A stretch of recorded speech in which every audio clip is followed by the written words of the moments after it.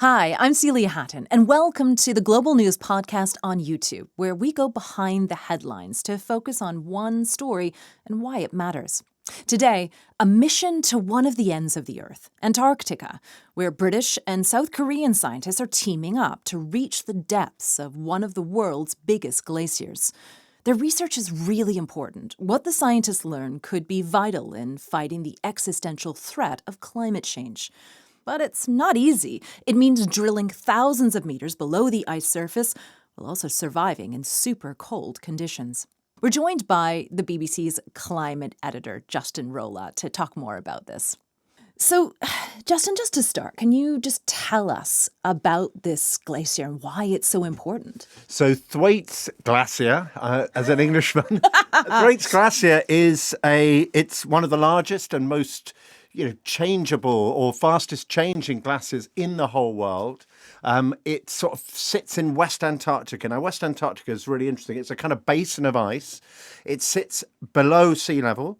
So it sits up to 2 kilometers below of ice from the bottom of the sea up to the ice, and then another 2 kilometers above that. So 4 kilometers of ice. And the fear is, obviously, that's a lot of water above sea level. The ice above sea level, if it melts out, would raise sea levels. So Thwaites on its own, this tongue of ice, if you like, in the center of the glacier, a kind of keystone within that bowl of ice. Thwaites alone is 6.5 centimeters of sea level rise worldwide, across the whole world. I mean, think of the volume of water you need to raise sea levels by 1 centimetre, let alone 65. And the glacier alone is the size of Great Britain. It's about the size of the state of Florida. And then it also, as I say, it acts like a kind of keystone. It's the kind of cork in the bottle that holds back a network of other glaciers being kind of slow-moving rivers of ice. So it sort of stops them from flowing out. So were Thwaites to melt out, the other glaciers would flow out as well. And then you're talking about sort of 3+ meters of sea level rise. Now, when you remember that virtually all of our towns and cities, not virtually all of them, lots of our towns and cities are in low-lying areas or on the coast, 3 meters of sea level rise with a big storm and a high tide, you're talking a hell of a lot of additional water, enough to flood, devastating floods for cities across. I mean, think of New York. New York sits at sea level. 3 meters that is a really substantial volume of water. That is why Thwaites is so important. So we're going to talk more about this research that I mentioned in just a moment. But first, we have to focus on the personal element of this story, because you are one of the first the few reporters or even just people to ever visit Thwaites. Can you tell us about that? So the research they're doing at the moment is actually towards the end of an almost decade-long project to look at Thwaites because it's such an important body of ice. And it involved a whole series of teams going out to different parts of the glacier. And I went to the very front of the glacier, the kind of the ice tongue of the glacier where it floats on the seawater. And we were... we say one of very few people. I was one of like a handful, maybe 25 people who've ever been to that place at the front of the glacier. I mean, one of literally the most remote places on Earth. I mean, West Antarctica's, remote within Antarctica, and then you're right at the end of the glacier. It felt like it's probably the greatest adventure of my life. It was 2 months in this completely kind of, I say alien, I mean, it feels alien. Antarctica is completely unlike anywhere else on Earth.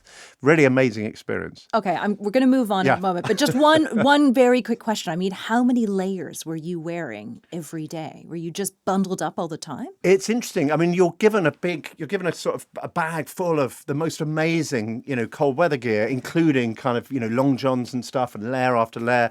You get these kind of quilted trousers as well as quilted tops. You get this super puffy kind of £1,000 coat or $1,500 coat, which is supposed to be down to sort of -30, -35. Actually, and the air temperature is obviously very cold in Antarctica, kind of -20 or something like that. But it's daytime all the time. It's 24-hour sunlight. And when the sun is shining, it's the same sun that shines everywhere else on Earth.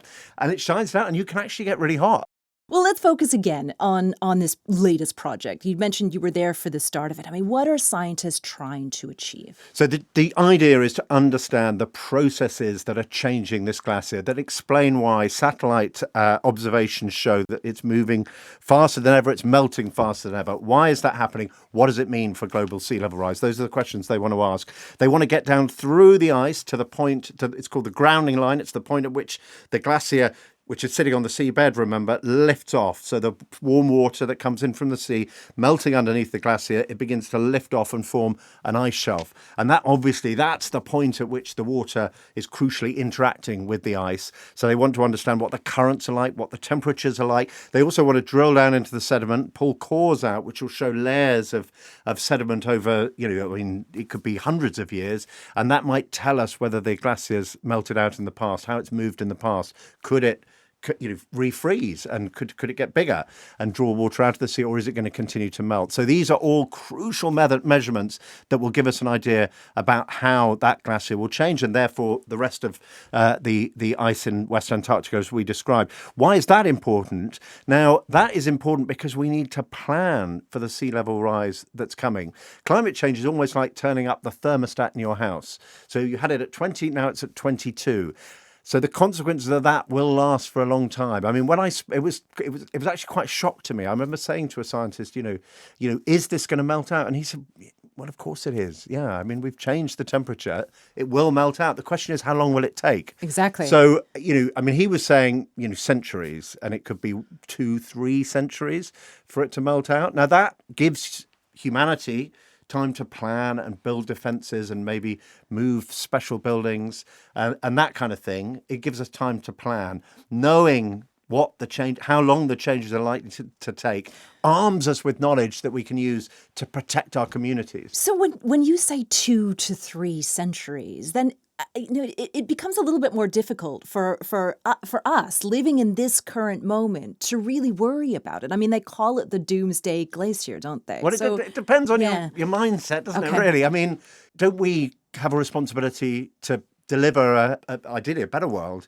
to our children than the one that we inherited? Mm-hmm. There's a duty to future generations.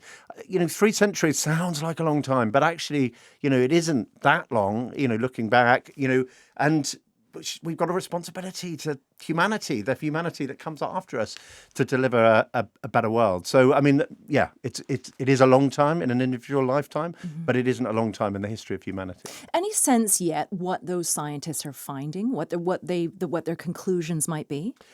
Because we've done some of the work has come back from the work the trip that I was on. Right. It seems there is more warm water attacking the bottom of the glacier. It does appear that it's melting more quickly, so the prognosis is not good. In terms of the work that they're doing now, and they've flown, I think it was 40 helicopter flights. They went by boat to the nose of the glacier and then flew helicopters to get them onto the trunk, so the main, fastest moving bit of the glacier, the most dangerous. It's the most crevassed one. And so they flew, I think, 40 helicopter flights to set up this camp, and they're just beginning today, which is why it's news, to beginning the drilling operation. They've melted water, they heat it up, and they melt their way down a kilometre. I think it's a metre every minute. I think it's So it's a long process. It's fascinating when you describe the lengths these scientists are going to, the amounts of money that are being spent in order to get this data. I mean, it just shows you how important this data really is and how it could change things. And how remote and inaccessible, the places that we're talking about are. I mean, these were places that, 100 years ago you'd think would never change, and yet there's great change. Actually, when I was there, I got quite emotional about the idea. You go and you think this is a pristine, untouched wilderness. It's so huge. I mean, it's huge, unimaginably huge. Like I say, we flew for 8 hours from McMurdo to Waste Divide. You fly over ice the entire time, and you just think this is massive. The roar of the plane going at 400 or 500 miles an hour. So it's huge area of ice. And then you realise that these fundamental changes are happening to the ice. The ice is moving in ways it never did before. One of the glaciologists said when I went into glaciology, I thought it would be a slow-moving science. He said since he'd been involved for 30 years, he said it's become this really dynamic, science in a way that it literally shouldn't be. Yeah. Glaciers are supposed to move really slowly. Yeah, and those researchers must be so dedicated because they're going onto this research trip for months at a time, right? Well, they're doing, they're practicing their kind of area of interest. I mean, it is an amazing process to go, and look, it's not about enjoying it, but it is a really profound experience, and they are trained glaciologists whose kind of career mission, if you like, is to understand this stuff. So this is a great opportunity for them. So this is a really exciting moment for them, I think, is what I'd say. And no, it's fascinating. Justin Rowlatt, just to finish on an optimistic note, if we can. I mean, we've been talking about this doom and gloom glacier, but do you see any cause for hope? Any solutions to glacier melt that we can all take away? Everybody watching on YouTube. I remember thinking about that when I was on the glacier, and I was thinking about the unbelievable human effort that had led to that research project that I was on happening, very similar to this one. All the people who'd been involved in the preparatory science, preparing all the equipment, building and making the planes that flew us out there. And you think of this huge chain of humanity working together to the objective of understanding these processes on our Earth better and finding ways then to tackle the changes that we're seeing. And I think the fact that we can get together as a human community and undertake these amazing research efforts should give us hope that we are capable of solving some of these really big challenges that we face. Thank you, Justin. The BBC's climate editor, Justin Rowlatt. Well, if you liked this episode, do please subscribe to us here on YouTube. And if you'd like us to cover any other stories, please leave a comment below. You can hear more international news on the BBC's Global News Podcasts. Listen wherever you get your podcasts. Bye-bye.